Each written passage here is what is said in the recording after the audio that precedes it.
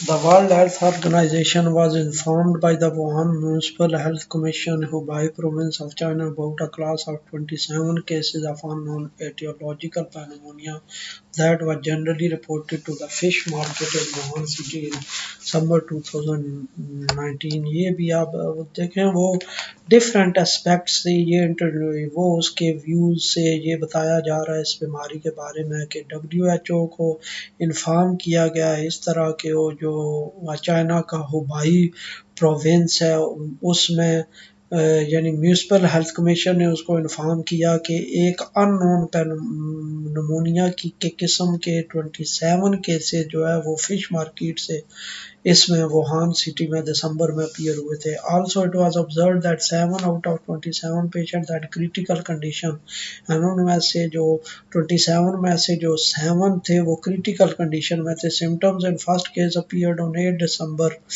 यानी 8 दिसंबर को ये पहला केस अपीयर हुआ। उसमें symptom Chinese authorities on 7 January recognised a new one strain of family virus which caused the outbreak that belong to coronavirus family। Chinese authorities में यानी 7 जनवरी को ये किया कि एक नई एक लहर आ गया ये वायरस की जिसको कोरोना वायरस फैमिली का नाम दिया। It was called SARS COVID 2। ये कोविड 2 का इसको नाम दिया था। Medical observation related to the virus had given name कोविड-19 यानी जो मेडिकल ऑब्जर्वेशंस हैं उन्होंने इस वायरस को कोविड-19 का नाम दिया। By 11th of March the World Health Organization announced the pandemic globally यानी 11 मार्च को WHO ने इसे ग्लोबल पैंडेमिक का नाम दे दिया। करंटली द ग्लोबली डिक्लेयर्ड कोविड-19 cases are almost 67 million with almost 1.5 million mortalities यानी अब तक यहाँ जब तक ये लिखा गया है यानी पेपर और तकरीबन 67 मिलियन केसेस डिक्लेयर हो चुके थे और इनमें इतनी डेथ्स हो चुकी थी। Corona virus is the virus family which causes infection in some animals and humans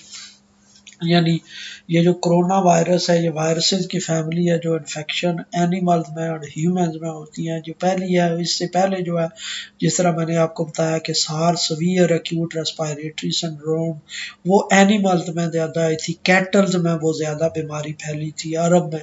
corona virus are zoonotic vector borne diseases that is from animals to human they will pass on यानी ये जो हैं ये जानवरों से इंसानों में ये मुंतकिल होते हैं। ह्यूमन इफेक्टेड कोरोना वायरस में reduce clinical symptoms such as those caused by the Middle East respiratory syndrome यानी जो ह्यूमन हैं जो कोरोना वायरस से हुए हैं ये वही आगे लिखा हुआ है जो मैं पहले बता रहा था कि Middle East respiratory syndrome MERS COVID an extreme severe acute respiratory syndrome from the common cold to serial illness यानी ये दो जो बीमारियां आई थी मिडल ईस्ट रेस्पिरेटरी सिंड्रोम यानी वो जो सांस की बीमारी और दूसरा severe acute respiratory syndrome SARS ये आम यानी सिंपल ये सर्दी से ज़्यादा यानी सीरियस बीमारी में ये चेंज हो गई। SARS COVID 2 transfer from animal to human and human to human यानी ये जानवरों से इंसानों में और इंसानों से इंसानों में ये ट्रांसफर होता है ये virus. The first one is still not yet known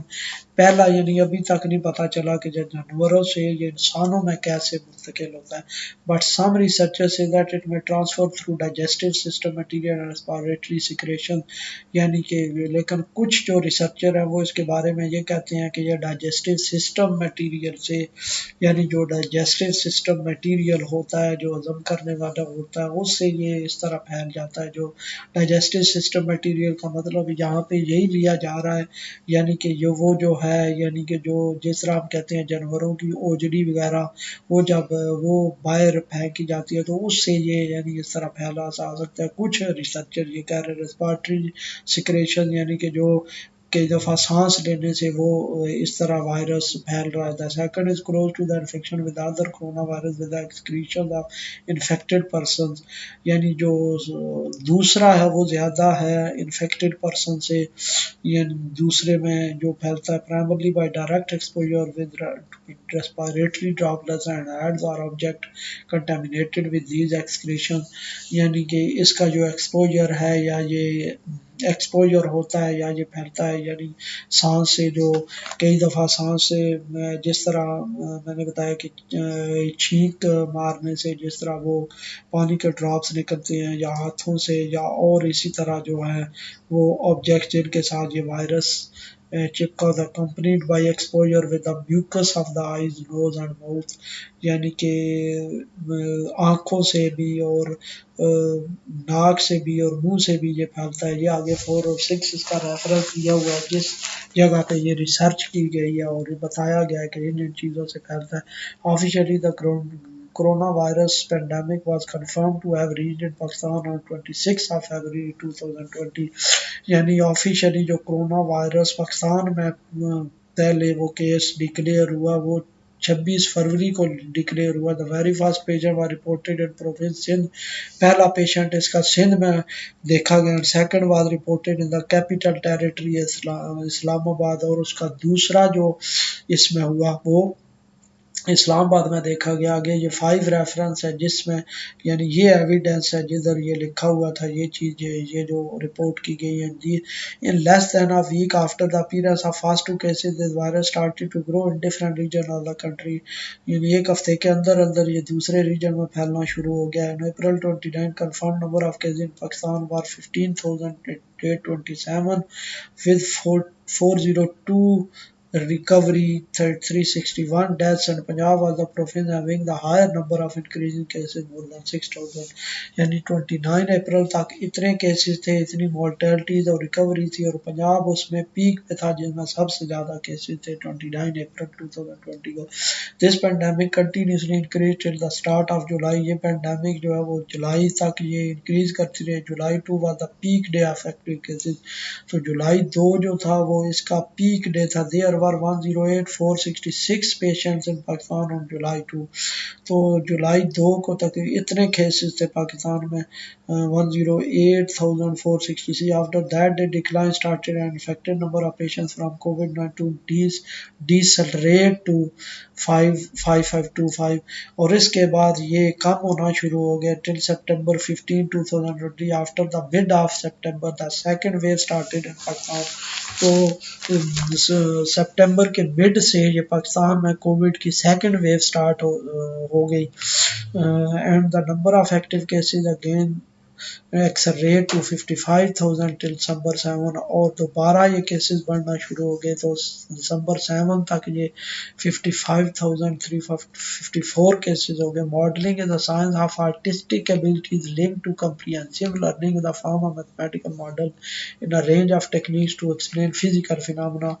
वही मीनिंग है जो हमने पहले भी पढ़ चुके हैं। ये जो मैथमेटिकल ये जो मॉडलिंग है ये एक आर्ट है, यानी ये एक साइंस है जो मैथमेटिकल मॉडल्स कंस्ट्रक्ट किए जाते हैं, और वो जो फिजिकल फिनोमेना वो in terms of mathematical model represent किया जाता है। In the current situation the disease control authorities maintain and report all covid in your regular basis, यानी इस सिचुएशन में जो डिजीज कंट्रोल अथॉरिटीज हैं वो कोविड-19 के डाटा को रेगुलरली रिपोर्ट कर रही हैं। This data set include the number of individuals who have positive corona virus stat, total number of deaths and total number of recovered and total active number of cases। ये जो data set है ये इन पे है कि कितने test positive आए हैं, कितनी डेथ्स हुई है, कितने रिकवर्ड हो चुके हैं और कितने एक्टिव केसेस हैं, and whole combined data from every part of the world, और पूरी दुनिया से ये डाटा WHO वो एक वर्ल्डोमीटर वेबसाइट है उस पे ये दिया गया। पूरी दुनिया में किसी भी कंट्री का डाटा उधर से देख सकते हैं कि उसमें कितने केसेस हैं। Hence at this point an acceptable model with greater accuracy is needed, तो इसके लिए इस स्टेज पे एक रीजनेबल मॉडल जो ज़्यादा एक्यूरेट हो उसकी ज़रूरत है, जो बिल्कुल एक्यूरेटली रिप्रेजेंट कर रहा हो इसको।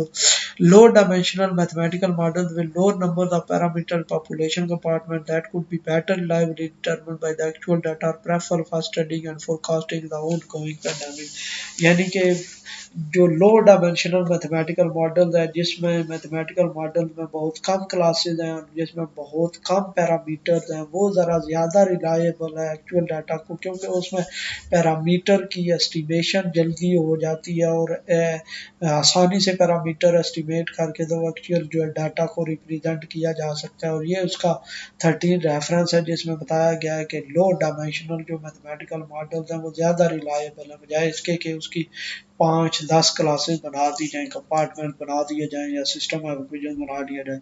Any model with higher number of dimension need a large number of parameters to be expressed it, यानी कि जिसमें जो हायर डायमेंशनल है उसके लिए बहुत ज़्यादा पैरामीटर चाहिए होते हैं, but this large number of parameter difficult to find adequate accuracy. तो ये फिर ज़्यादातर जो ज़्यादा पैरामीटर्स हैं वो फिर मुश्किल होता है उनको एस्टिमेट करना। Compartmental epidemic mathematical models representing the overall behavior and fluctuation of the system may be an initial point because of a lack of data. Compartmental mathematical model जो हैं जो ओवरऑल बिहेवियर को और फ्लक्चुएशन को बताते हैं, वो may be an initial point because of lack of data. तो वो डाटा की कमी की वजह से तो वो फिर जो ओवरऑल उसका बिहेवियर है वो बता रहे होते हैं, ओवरऑल बिहेवियर बता रहे हो, ओवरऑल बिहेवियर बताना बल्कि मुश्किल है। तो जो डाटा हमारे पास अवेलेबल होता है फिर उस पहलू से ही वो बताया जा सकता है कि ये कहाँ तक है, कि ये क्या कैसे कैसे रिप्रेजेंट हो रहा है। The least SIR model state the compartment of the susceptible infected and the removed population, यानी कि जो कम से कम मॉडल है वो SIR मॉडल होता है जिसमें 3 क्लासेस होती हैं, ससेप्टेबल, इन्फेक्शंस और रिकवर्ड या removed classes. Yusuf performed statistical analysis for the month of May for Pakistan by using vector autoregressive integrated moving average model। यानी यूसुफ एटल ये जो पेपर है इन्होंने ये एक मैथमेटिक ये एक यूज़ किया स्टैटिस्टिकल ये मेथड है ऑटो रिग्रेसिव रीमा मॉडल, यानी उन्होंने रिप्रेजेंट करके स्टैटिस्टिकल। तो ये estimate the according to their model prediction the confirmed number of cases may increase up to 33,000, यानी उनकी जो प्रिडिक्शन थी जो रीमा मॉडल उन्होंने यूज़ किया उसके अकॉर्डिंग ये इंक्रीज कर सकते थे, 33,000 तक इंक्रीज कर सकते थे जी। फिगर 1A अब देखें जी, फिगर 1A ये जो है हमारे पास, ये जो फिगर 1A है ये हमें रिप्रेजेंट कर रही है यूसुफ एटल, यानी उन्होंने जो मैथमेटिकल मॉडल दिया था रीमा मॉडल उसके मुताबिक ये ग्राफ बनाया गया है जी। कि ये ग्राफ हमें बता रहा है कि ये केसेस कहाँ तक इंक्रीज कर सकते हैं। ये यहाँ से ग्राफिकली एग्जैक्ट को अंदाज़ा लगाना मुश्किल है, तो वो फिर जहाँ से ये मॉडल ये ग्राफ बनाया गया उधर से ये डाटा लिखा गया है कि उधर से ये डाटा यहाँ से लिखा गया है कि इसके जो है 33,079 के यहाँ तक ये इंक्रीज किए जा सकते हैं इसके cases. Chaudhary et al use the social sciences statistical package, ये भी एक स्टैटिस्टिकल पैकेज है इसको डाटा को रिप्रेजेंट करने का, वो यूज करके forecast was given by utilizing a simple moving average method in the time series modeler in Pakistan। They predicted that active cases of COVID-19 may go over 35,000 at the end of May। यानी उन्होंने ये जो statistical package use किया इसके मुताबिक वो उन्होंने अंदाज़ा लगाया कि मई के एंड में 35,000 तक ये केसेस जा सकते हैं। फिगर 1B यहाँ पे देख सकते हैं जी कि ये चौधरी एटल ने वो जो हमारा स्टैटिस्टिकल पैकेज यूज़ किया उसके मुताबिक ये यानी उन्होंने ये अंदाज़ा लगाया कि मई के एंड तक ये इतने केसेस हो सकते हैं। ये उन्होंने पहले प्रिडिक्शन की थी, केसेस तो बाद में एक्चुअल केसेस तो बाद में पता चलता है कि कितने। Mohammad Aslam used Kalman filter with ARIMA for कोविड-19 पैंडेमिक इन पाकिस्तान। मोहम्मद असलम ने यानी कि रीमा मॉडल ही किया लेकिन कॉलमन फिल्टर एक साथ यूज़ कर लिया और उसके लिए ही gave prediction of 5 days from May 1 to 5 figure 1C, यानी उन्होंने ये फिगर 1C रिप्रेजेंट कर दिया। उन्होंने 5 दिन का ये एस्टिमेट दिया कि यकम मई को तकरीबन ये इतने केसेस हो सकते हैं 18,709 2 मई को इतने हो सकते हैं और 5 मई को इतने केसेस हो सकते हैं।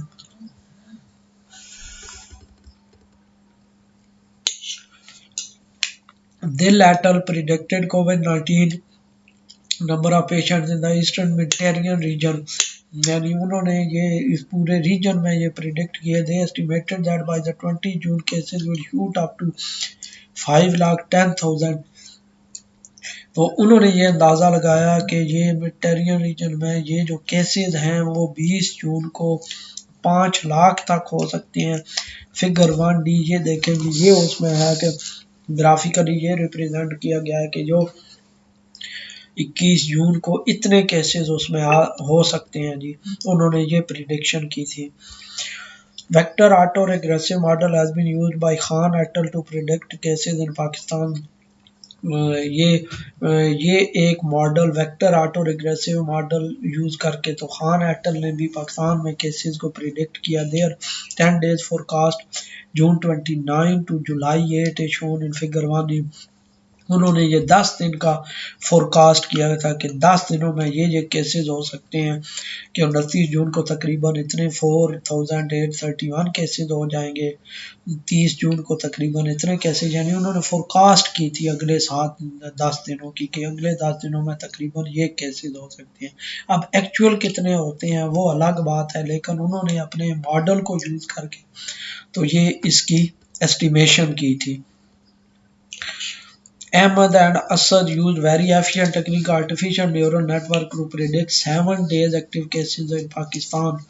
तो ये अहमद और असद ने जो आर्टिफिशियल न्यूरल नेटवर्क यूज़ करके तो जुलाई 11 से जुलाई 17 तक जो एक्टिव केसेस हैं वो उन्होंने हफ्ते के ये प्रिडिक्शन की थी। फिगर 1F यहाँ देखा जा सकता है कि वो इतने इतने केसेस उन्होंने यानी एक हफ्ते की ये प्रिडिक्शन की थी कोरोना वायरस के बारे में कि पाकिस्तान में 11 जुलाई को अंदाज़न इतने केसेस हो जाएंगे, 12 जुलाई को इतने हो जाएंगे और फिर ये 17 जुलाई को डिक्रीज़ कर जाएंगे थोड़े से cases. Mathematical analysis and prediction of COVID-19 cases had been discussed in Pakistan by Ali et al. Et al and Uzair et al, वो ये दोनों रेफरेंसेस दिए हुए हैं कि उन्होंने भी ये इसको मैथमेटिकल मॉडल से ये डिस्कस किया था कि पाकिस्तान में कितने कोरोना के केसेस हो सकते हैं।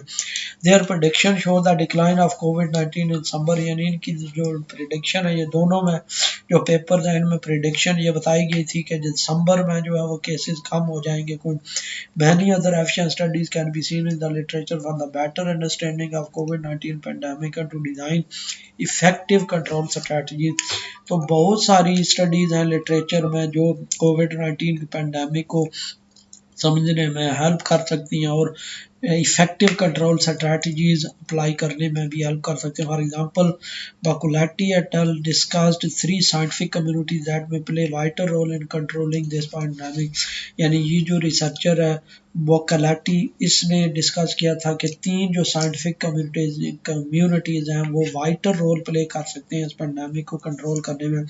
Antangana proposed a mathematical model based on fractal, fractional differential and integral operator to discuss the indication of spread profile through statistical figures of Italy। Telangana ने फ्रैक्शनल डिफरेंशियल और इंटीग्रल ऑपरेटर यूज करके तो जो statistical figures हैं यानी जो जितने भी केसेस इटली में अपीयर हो सकते हैं वो उसने डिस्कस किए थे। Khan and Atangana discuss the dynamics of कोविड-19 appeared in China by construction the mathematical model having Atangana Baleanu fractional derivative, यानी ये एक डिफरेंट वो डेरिवेटिव है जैसा मैंने बताया कि यहाँ पे ये फुल डेरिवेटिव है तो उस तरह के फ्रैक्शनल डेरिवेटिव भी हो सकते हैं।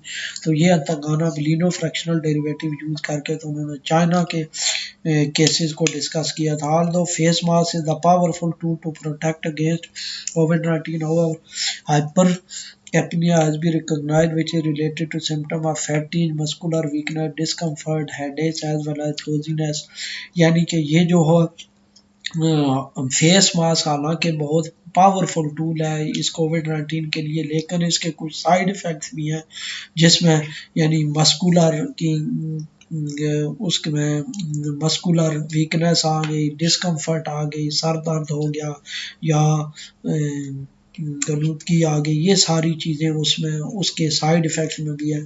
Stein and Sangana, Bandan and Sangana provided the literature review in order to determine which type of AMI should be used to avoid the inhaling rejected CO2, यानी उसने उन्होंने मैथमेटिकली ये सारा कंप्यूट करके बताया कि कौन सी टाइप का जो फेस मास्क है यूज़ करना चाहिए ताकि वो CO2 जो है दोबारा वो इनहेल ना कर सके अंदर। Furthermore, mathematical model representing the transport of COVID-19 spread through wind has also been designed, यानी कि जो हवा की वजह से ये COVID-19 फैल रहा है उसके लिए भी मैथमेटिकल मॉडल कुछ डिज़ाइन किए गए हैं। The comprehensive statistical analysis of COVID-19 cases in Turkey and South Africa has been given by Bandan and Sangana at SIDA। इन दो ऑथर्स ने मैथमेटिकल मॉडल स्टैटिस्टिकल एनालिसिस किया तुर्की में और साउथ अफ्रीका में जो कोविड-19 के केसेस हो रहे हैं इनके लिए मैथमेटिकल स्टडी की उन्होंने। Recently Atangana Araz utilize stochastic and deterministic approaches for forecasting of कोविड-19 इन अफ्रीका एंड यूरोप। तो अंतगाना और राज ने स्टोकेस्टिक, जिस तरह मैंने आपको पहले बताया कि डिटरमिनिस्टिक और स्टैटिस्टिक दो डिफरेंट अप्रोचेस हैं। डिटरमिनिस्टिक में क्या होता है, ये जो हमारे पास पैरामीटर्स हैं इनकी पेट वैल्यूज आ जाती हैं, सपोज 0.5, 0.2 और 0.3 को पेट वैल्यूज इनकी होंगी, जबकि स्टोकेस्टिक में इनकी कुछ रेंजेस होती हैं कि सपोज ये जो बीटा पैरामीटर है इसकी रेंज होगी 0.2 से लेकर 0.5 तक। तो इस तरह उन्होंने डिटर्मिनिस्टिक और स्टैटिस्टिक अप्रोचेस यूज करके अफ्रीका और यूरोप में फोरकास्ट किया कि इतने इतने केसेस हो सकते हैं। द इंटरेस्टेड रीडर्स में आल्सो गो थ्रू दिस, आगे वो रेफरेंसेस दिए हुए 34 से 37, यानी जो इसको पढ़ना चाहें वो इधर से वो रिसर्च देख सकते हैं कि कैसे उन्होंने अप्लाई किया। To evaluate the dynamics of second wave we model the transmission through a deterministic model SCII Q for COVID-19 infection in Pakistan. तो पाकिस्तान में सेकंड वेव को डिस्कस करने के लिए एक SEIQ-R मॉडल डेवलप करेंगे। SEIQ-R मॉडल का मतलब क्या है, ससेप्टेबल एक क्लास होगी जिनको बीमारी लग सकती है, दूसरी एक्सपोज्ड क्लास होगी जिनमें वायरस चला गया है लेकिन अभी तक सिम्टम नहीं जाहिर हुए। इन्फेक्शंस है क्लास वो जिसमें वायरस चला गया और वो बीमारी आगे फैला भी रहे हैं और सिम्टम्स भी जाहिर हो रहे हैं। क्यों क्वारंटाइन है जो अपने आप को सेपरेट कर लेते हैं जी ताकि दूसरे उनसे इन्फेक्ट ना हो। और क्या है, रिकवर्ड जो बीमारी से रिकवर हो गए। ये मॉडल SEIQ-R इतनी क्लासेस का मॉडल बना के तो ये पाकिस्तान के केसेस को डिस्कस किया जाएगा कि पाकिस्तान में किस तरह केसेस अपीयर हो रहे हैं और आगे कितने केसेस हो सकते हैं जी, आगे उसकी फोरकास्ट की जाएगी।